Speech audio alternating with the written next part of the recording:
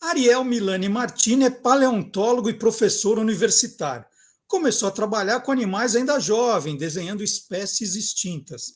E o hábito de desenhar permanece vivo, bem como a paixão não só pelos animais e seus fósseis, como também pelas plantas e os ambientes de momentos bastante antigos do nosso planeta. Ariel é autor também do livro Gigantes do Passado, os mamíferos que viveram no Brasil durante a Idade do Gelo e seus parentes atuais, escrito junto com o Guilherme Domenichelli, nosso colaborador aqui do Soltando os Bichos. O Ariel, vamos combinar, ele só não está toda semana aqui, mas está bastante, porque dinossauros é um tema que eu adoro e sei que os seguidores do Olá Curiosos amam também. Bom dia, Ariel, tudo bom? Bom dia, tudo joinha, Marcelo? É um prazer estar aqui de novo. Eu fico pensando, né? Hoje eu vou perturbar o Ariel com o quê? Ah, E sempre tem um imagina, é sempre tema. um prazer. De repente vem um tema assim, porque, Ariel, nas nossas inúmeras conversas, a gente já explicou que, por causa de tudo que foi encontrado já dos dinossauros, é possível a gente ter, com alguma precisão, o tamanho que eles tinham, né? Sim. O que eles comiam, é só olhar os fósseis do cocô, que a gente sabe o que eles comiam. Qual era a velocidade? Você tem um fóssil de cocô aí? Aí. Que maravilha! Ó, um fóssil de cocô, a gente já sabe. Ah, esse era herbívoro, né? Sim. Então a gente já sabe. A gente já sabe qual era a velocidade também, né? Pela profundidade da pisada. A gente Espaçamento sabe, entre uma pata e outra, né? a gente sabe a cor que eles tinham, É, mais a ou gente menos. estipula. Os paleoartistas inventam um pouco. Não Agora, é. Ariel, uma coisa. Então, o nosso tema de hoje. Como é que a gente sabe que som os dinossauros faziam? Essa é a pergunta para você. Então, e a resposta pode ser bastante. Vai deixar o pessoal frustrado. Na verdade, nós não sabemos qual era o som que esses bichos faziam, né? Porque, assim, as estruturas que produzem os sons, né, que no caso de mamíferos é a laringe, e alguns grupos também, tipo o jacaré também né, que é o aparato vocal, e no caso de aves, a siringe, isso dificilmente se preserva no registro fóssil, porque são estruturas musculares de tecidos, né? Então na verdade tem um bicho só que depois a gente pode falar, que tem isso preservado no fóssil, mas são estruturas que não se preservam facilmente no registro fóssil. Os fósseis, estruturas duras como ossos, ou então troncos de árvores, conchas, né? Essas estruturas mais duras, elas se preservam com mais facilidades. Estruturas moles, né? Pele, tecido, esse tipo de coisa, acaba dificilmente sendo preservado. Então, essas estruturas que produziriam o som do bicho, normalmente não estão preservadas. Então, a gente consegue imaginar qual o som que esses bichos poderiam ter estudando os parentes vivos desses bichos, né? Que são as aves, que são dinossauros que estão vivos hoje, e os tios-avós dos dinossauros, que são crocodilos, jacarés, esses bichos. Porque o cinema ele acaba glamorizando tudo ali, né? Aí a gente assiste Jurassic Park, que você já assistiu 18 vezes cada um. Por semana, né? É. E aí a gente pega lá o Tiranossauro Rex fazendo aquele barulhão todo. Isso aí é pura ficção, né, Ariel? Não, é pura ficção, indo por duas razões. Primeiro, né, por uma razão comportamental. Predadores, quando eles vão predar, caçar, eles não fazem barulho, porque é o oposto da caça, né? A caça ela tem que surpreender, a predação ela tem que surpreender a presa, né? Então, se o bicho chegar anunciando, vim te predar, vim te caçar, obviamente não funciona, né? Então, dificilmente você vai ver na natureza um tigre fazendo isso. Você vê um tigre vocalizando, né? Ou para se defender, que é uma forma de mostrar que ele é agressivo, ou na época de reprodução, para atrair fêmeas, esse tipo de coisa. Né? Então, esse negócio do bicho abrir a boca, fazer aquele barulhão, é uma questão mais do espetáculo do cinema. Na natureza não deveria fazer isso. Né? E também existem poucas evidências que esses bichos produziriam esses sons. Na verdade, esses sons de bichos do cinema são sons de bichos atuais gravados, né? Normalmente sons de vaca, de cavalo, até de jacaré atual, né? Quer dizer, eles produzem um som de baixa frequência, e aí eles mexem, né? Eles conseguem editar esses sons, né? Deixar eles mais graves, reverberar, eles conseguem fazer uma produção e transformar aquilo num negócio diferente. Mas um detalhe curioso é que existem poucas evidências, como eu disse, né, da questão do som dos dinossauros, mas tiranossauros provavelmente deveriam emitir sons. Aliás, dinossauros, de uma forma geral, deveriam emitir sons, mas deveria ser um som diferente, né? O tiranossauro deveria emitir som, o que a gente chama de sons de boca fechada, né? Que algumas aves fazem isso, o pombo faz isso, né? Aquele som, né? Ele não abre a boca para produzir o som, né? Ele só faz o som com a boca fechada. Jacarés, crocodilos, na época da reprodução, faz isso também, né? Então é um som mais grave e deveria ser assustador, né?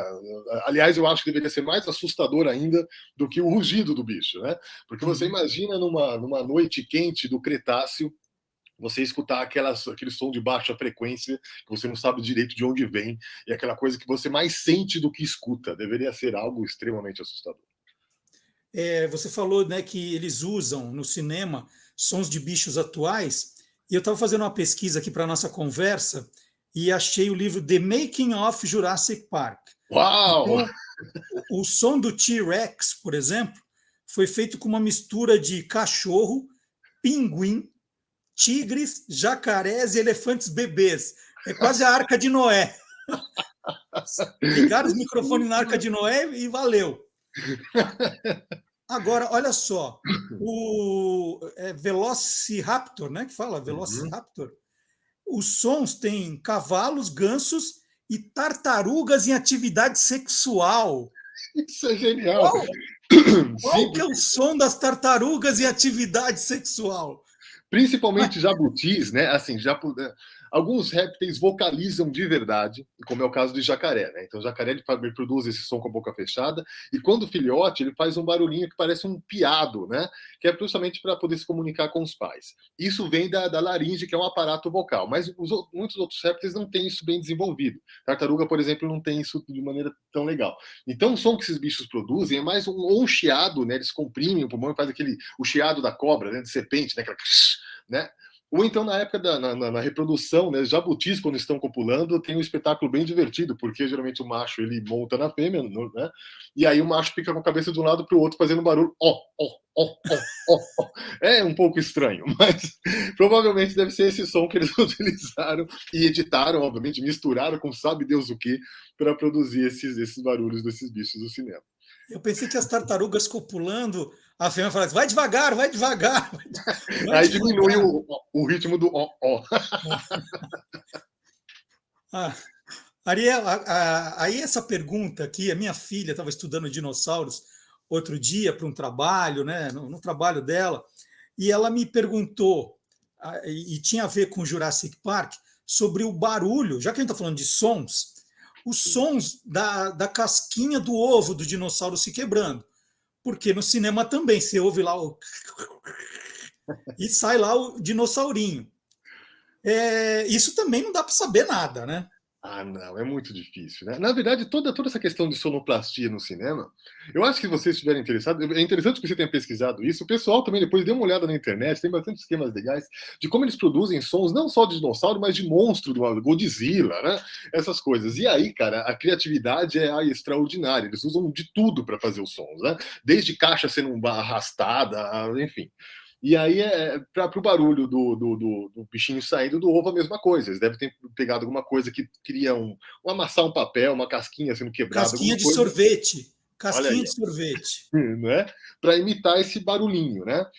Obviamente não dá para saber qual era o ruído da casca do ovo quebrando de um dinossauro, mas a gente tem alguns indícios, né?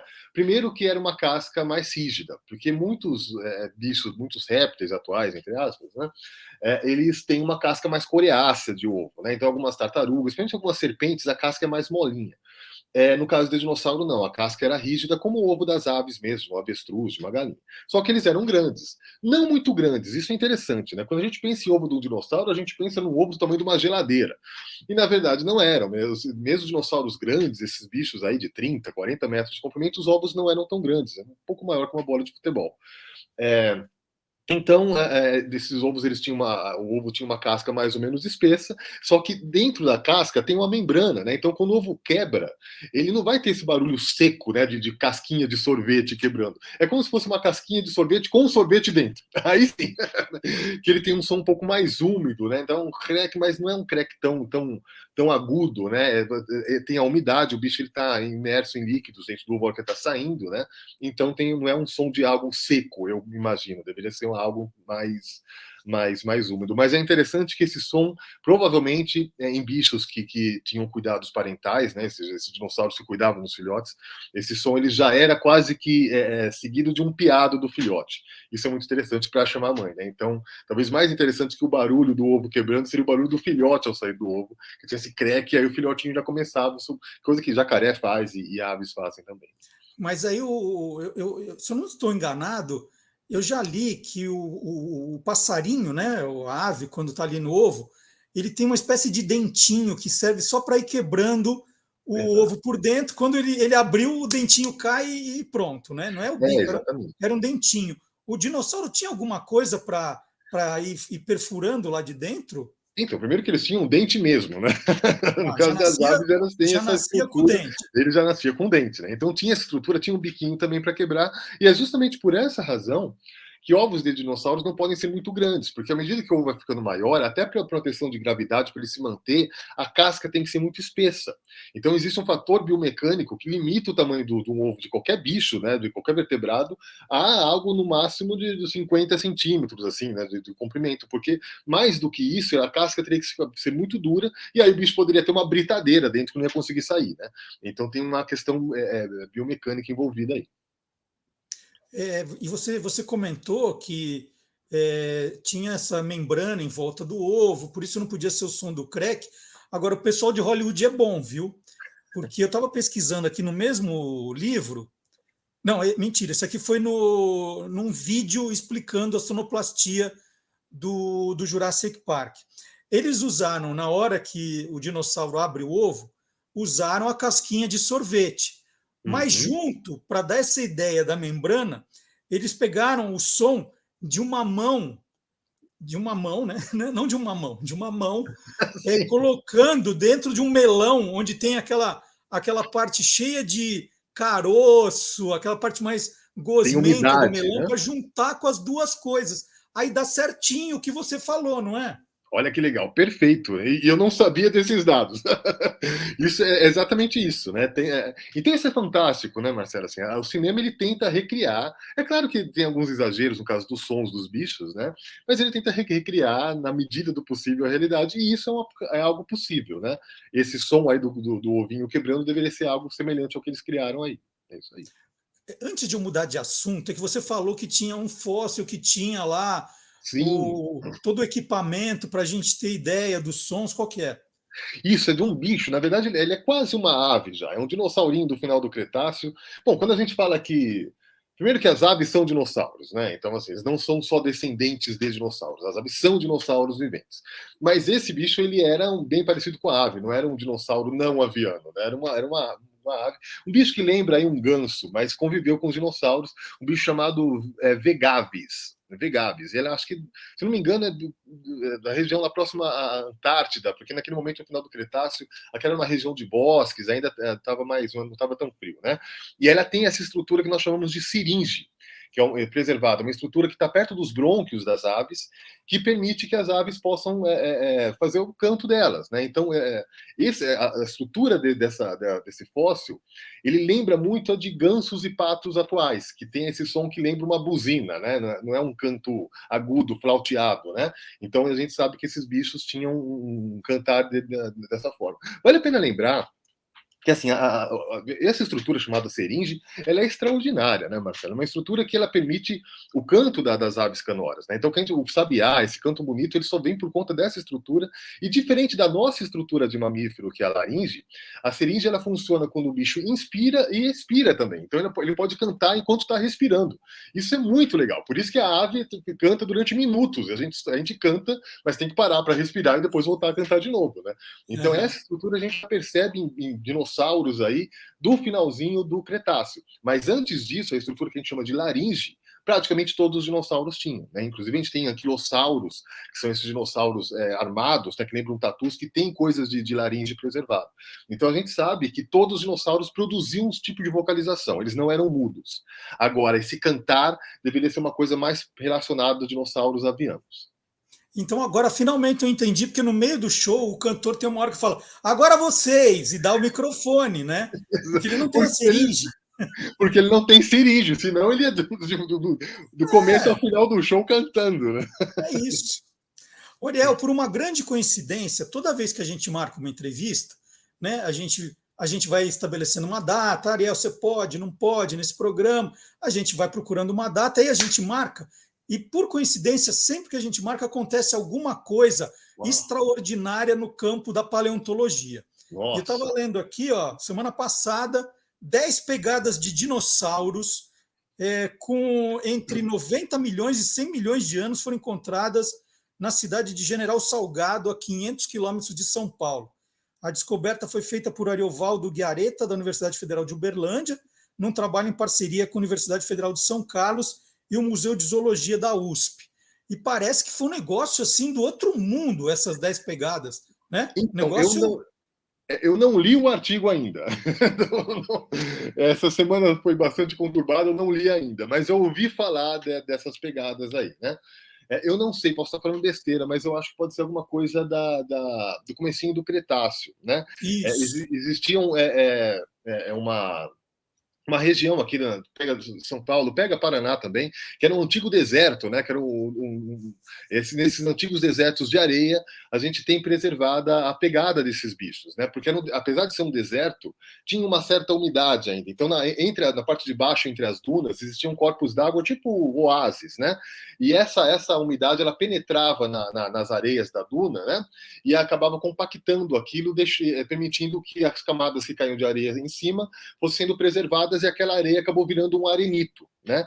Então, nesse contexto, os bichos que passaram por lá, que deixaram as pegadas, essas pegadas acabaram sendo preservadas também, né? E isso é muito interessante, porque o estudo dessas pegadas permite, que você falou, dá para saber o tamanho do bicho, a velocidade que ele andava, a inclinação, se ele estava na parte de cima da duna, de baixo, né? A gente consegue inferências relacionadas ao comportamento do bicho, coisa que no fóssil original nós não temos, né? O fóssil é o corpo do bicho, o esqueleto do bicho. Esse tipo de informação nós chamamos de icnofóssil, né? Ele não é um fóssil verdadeiro, ele é um registro da atividade do bicho, né? Então a pegada é um icnofóssil, né? Xixi fossilizado é um icnofóssil, né? Tudo isso entra como icnofóssil. E esse tipo de descoberta é muito interessante, porque ajuda a gente a entender, por exemplo, quando esses bichos caminhavam em manadas, ou se eles eram solitários, tudo isso a gente consegue inferir, ou seja, o comportamento do bicho através das pegadas. Então, eu dei uma lida na reportagem, sempre sem novidade dos dinossauros, eu gosto de ler, que o Ariovaldo estava fazendo uma pesquisa de fósseis de serpentes, e de repente ele fez esse achado, e o que eu li, que as pegadas elas são muito perfeitas, são de tipos diferentes de dinossauros. Né? Então pode ser, não sei. Aí pode ser essa que eu estou me referindo, geralmente é da formação Botucatu, que é uma formação que a gente está bastante habituado, né? Essa pode ser outra formação. Eu confesso que eu não li o artigo. É uma coisa muito interessante, porque aparece como um grande achado paleontólogo. Né? Toda descoberta ela ajuda a preencher esse quebra-cabeça, né, Marcelo? Eu acho que assim, a ciência ela é um edifício construído com pequenos tijolinhos, né? Então acho que cada informação ela ajuda a construir o conhecimento e ajuda a gente a entender melhor a vida no passado, né? Então acho que toda novidade ela ajuda a gente a compreender melhor. Por isso, quando a gente pega essas ilustrações antigas, essa informação do passado, a gente fica, os caras eram burros, ou então tá mal feito. Não, é porque o conhecimento que se tinha na época permitiu aquele tipo de interpretação, né? Então, à medida que nós vamos descobrindo mais coisas, isso ajuda a gente a ter um conhecimento mais refinado do passado. Maravilhoso. E desenhando você continua também, Ariel? Tá dando tempo? Continuo muito menos do que eu gostaria, viu, Marcelo? Eu gostaria de estar me dedicando mais a isso. Tá bem corrido, mas de vez em quando eu escapo e faço algumas coisinhas. Espero aí que nos próximos anos eu consiga me dedicar mais a isso, né? Talvez eu produzir alguma coisa, alguns livros com minhas próprias ilustrações, né? Esse tipo de coisa, adoraria, mas tá bem corrido agora. E uma curiosidade, né? Você, como paleontólogo, você pode chegar e falar assim: hoje eu vou fazer trabalho de campo, né? Vou sair daí com a minha pá, com com a minha picaretinha? Você pode chegar e resolver sair por aí assim, na boa? Você tem que pedir alguma autorização? Tá. As pessoas têm que saber que você está trabalhando nisso, você tem que cercar uma área, só para eu entender, assim, se pode dar na telha, tem gente que fala, hoje eu vou fazer um piquenique, você fala, hoje eu vou procurar um fóssil, como é que é? Sim, procurar as pessoas até podem, né? Eu acho que não. Inclusive, eu acho que isso deveria ser até bastante incentivado no Brasil, porque existe uma questão de paleontologia, da paleontologia amadora, né, no exterior, que é maravilhosa. Muitos fósseis são encontrados por pessoas que estão lá mexendo, né? Claro, mexer a pessoa pode escavar, né? Agora, uma vez que encontrado alguma coisa, esse material tem que ser doado para universidades ou museus, né? Isso é da União, então a pessoa não pode ficar com esse material. Eu, como professor de universidade pública, eu posso cavar sem uma autorização prévia, né? Porque já entende-se que a minha escavação vai ser destinada para a universidade. Mas, obviamente, a gente sempre pede, se for uma pedreira, um terreno, a gente sempre pede autorização para não correr o risco de sair correndo debaixo de bala, né? Porque às vezes tem pessoal mais preocupado com o próprio terreno, então a gente sempre pede, a gente nunca vai entrando assim sem pedir uma autorização. Mas uma autorização para o governo, por exemplo, no meu caso, como professor de universidade pública, não precisa, porque o que eu coletar já vai estar embutido no projeto da universidade, né? Então a gente tem um projeto de pesquisa, as coletas elas são agendadas, não é assim a esmo, hoje eu vou lá pegar o negócio, né? A gente tem um programa de coletas e aí já entende que isso vai para a universidade. Então, só no caso de cavernas, em cavernas a gente precisa de uma solicitação especial, porque isso pode alterar a questão material da caverna, né? O patrimônio material da caverna pode acabar danificando estalactite, esse tipo de coisa, aí precisa de uma autorização específica do reitor, mas em outras coletas, normalmente, no meu caso de professor de universidade pública, não. Última coisa, Ariel. Por exemplo, agora aqui em General Salgado, né, fica a 500 quilômetros de São Paulo, foram encontradas essas 10 pegadas. Isso quer dizer que naquele pedaço onde você cavar vai ter mais coisa? Provavelmente, né? Assim, como disse, eu não li o artigo, né? Mas assim, de uma forma geral,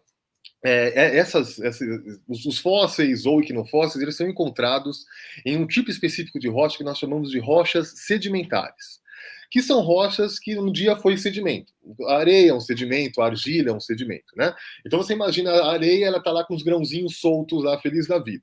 Ela vai ser compactada, às vezes um rio vai carregar essa areia e vai formar esses pacotes de areia mesmo. Com o tempo, a própria umidade, né, da água, ela tem, no meio da água a gente vai encontrar minerais, né? Como por exemplo a sílica, a calcita, e esses minerais vão grudar um grão de areia no outro e vai cimentar aquilo lá. Então, o que antigamente era um sedimento solto, né, a areia solta, vai virar um blocão compacto de areia que vira um arenito, né? Então, assim, a mesma coisa que a argila vira um argilito, né? O silt vira um siltito. Então, essas rochas sedimentares que eram sedimentos e acabaram virando rocha, elas podem, ou seja, tudo que está lá no meio vai se preservar também, porque esse mesmo processo de petrificação do sedimento funciona com o osso também. Então, se tiver um bicho lá, morreu, esses minerais que penetraram, que ligaram um grãozinho de areia no outro, vai penetrar nos poros dos ossos, né?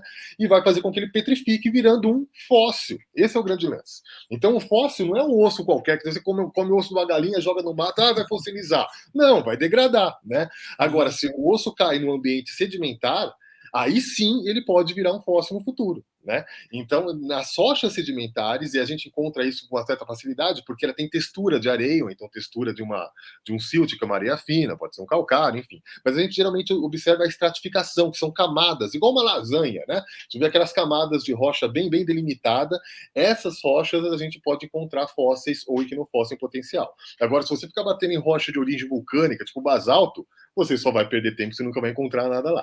Tem que identificar as rochas e aí sim. Então, se esses fósseis forem encontrados lá, isso indica, ou esses equinofósseis também indica que lá tem rochas sedimentares, então tem fóssil ou equinofóssil em potencial. Maravilha. Queria mais uma vez agradecer a conversa com o paleontólogo, professor universitário Ariel Milani Martini, e vou mostrar de novo o autor de Gigantes do Passado, os mamíferos que viveram no Brasil durante a Idade do Gelo e seus parentes atuais, né, escrito junto com o Guilherme Domenichelli, e que tem aqui o trabalho também de um paleoartista maravilhoso, o Pablo. Sim, o Pablo. Aliás, o Pablo está fazendo um mestrado na Unicamp com pegadas fósseis, né? Ó, Com pegadas fósseis muito legais. O trabalho dele é lindo no livro, muito bonito. espetacular. E não são só os animais, tem os ambientes também. Sim, Se eu abro aqui alguma com ambiente. Tem os animais, né, gente? Aqui, ó. Mas tem os olha, ambientes capivara também. gigante, é Porque muito quando legal. você quer mostrar, a página nunca aparece, né? Aqui, ó. Mas olha que bacana, né? Isso mesmo. Lindo. É. Lindo Muito, muito, demais muito o lindo. livro. Gigantes do Passado, que a gente sempre recomenda aqui. Ariel, muito obrigado. Vou pensar numa nova pauta, hein? Opa, é só falar. Depois, se você for lançar vou discutir um artigo, você me avisa antes que eu poder dar uma lida. Combinado. Mas vai estar à total disposição, muito legal. Mas eu estava vendo aqui, né? Falei assim, poxa vida, mas toda vez que eu vou falar com o Ariel aparece notícia nova. Não, Não e essa é a para. novidade, é que eu acabei, não, nessa correria toda, acabei não tendo tempo para ler, mas tem umas coisas pipocando bem legais aí na paleontologia. Aliás, isso é muito bacana, né, Marcelo? Assim, a gente está num crescente de publicações, que é uma coisa absurda. Eu acho que nunca se publicou tanto sobre paleontologia no Brasil, e eu fico muito feliz com isso, né? Fico muito contente porque a ciência ela tem que ser valorizada, né? Esse é o caminho para a gente chegar ao conhecimento, então isso fico muito feliz e contente com isso. Maravilha. Super obrigado, Ariel. Até a próxima, então, hein? Bom final de Valeu, semana. Marcelo. Um abraço a todos. Até mais. Tchau, tchau. Tchau, tchau.